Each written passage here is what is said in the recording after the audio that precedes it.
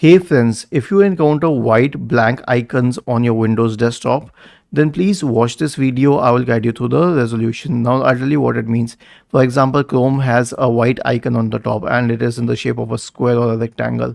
And I have noticed this often. Now I'll explain there's only one solution to it. To delete the icon cache. People are saying reinstall the program, change the icon manually. No, that's not the solution. The real solution is to delete the icon cache. So I have mentioned a path in the description section of the video. All you need to do is to use this path, all you need to do is press the Windows key and the R key together, delete everything from the run field, paste this path here and hit enter.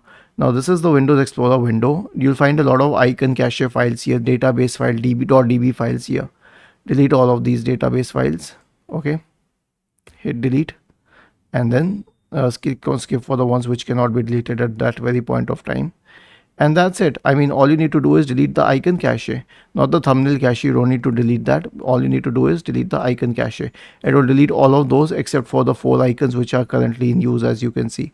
And if one of them are the ones which are problematic, then cancel that as well. Was this helpful? If yes, then please subscribe to the channel. And if not, then let us know in the comment section of the video on how we could help you further. Thank you for watching this video and have a nice day.